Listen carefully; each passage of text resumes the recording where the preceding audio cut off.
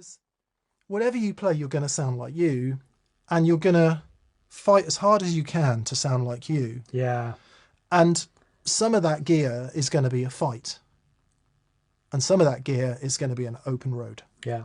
And I think that's the gear you choose. You choose the gear that gives you the open road to sound like you. Once you get over trying to sound like David Gilmour. Right. Because that's the stage we all go through. You know, we all try and sound like our heroes. But once you get over that and realise it's...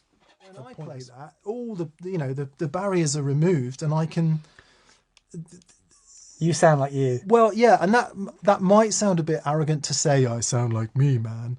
What I mean is the motivation for what you want to hear and then what happens has the least barriers possible. And I think that's why you choose the gear you choose. Totally. That's a really good way of putting it. It takes a minute to get confident enough to do that. So I hope it is, Carol. I'm not... Right. I'm going to bang that drum as hard as I can. Okay. From now on. Nice. Just play what you like. Yeah. And stop listening to what other people tell you. Please don't believe what other people tell you. I like that. It's very good. Yeah. Least of all us. Least of all No, us. equally us. Actually, equally us compared to anybody else. For sure, gather opinion. Yeah.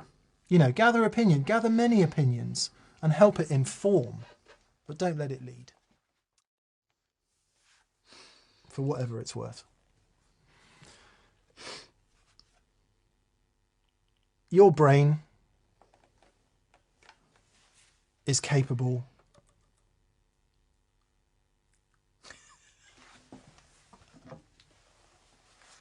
of thinking and of being conscious. And those two things are somewhat separate. When you're thinking, you're in the future or in the past, right? Because you're thinking about things that are in the future or are in the past. You can't think about the present moment. You can only experience it. You can only experience it through conscious presence. I think the reason that things like playing the guitar and being connected work, extreme sports, jiu-jitsu, skiing down a mountain, driving really fast, whatever it is you do, sexual intercourse, anything that happens in that moment that is conscious presence flowing is what's good for your mental health.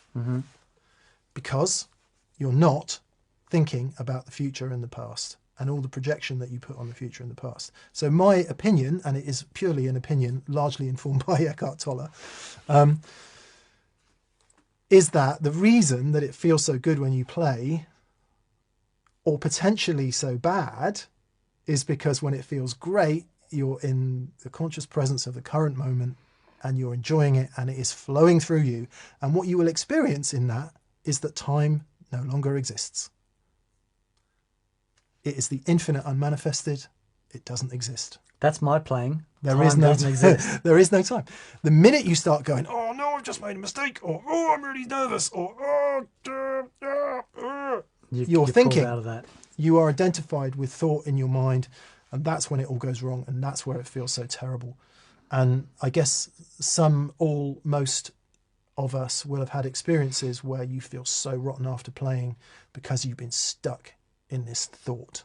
And you've been projecting this thought, and you've been creating this lie, which is a narrative in your mind about how, when the truth of the matter is, if you just could get in the moment and let it flow, it would be perfect. I said I was going to be succinct. I wasn't. That was pretty good, though. That was pretty succinct, I would say. For me.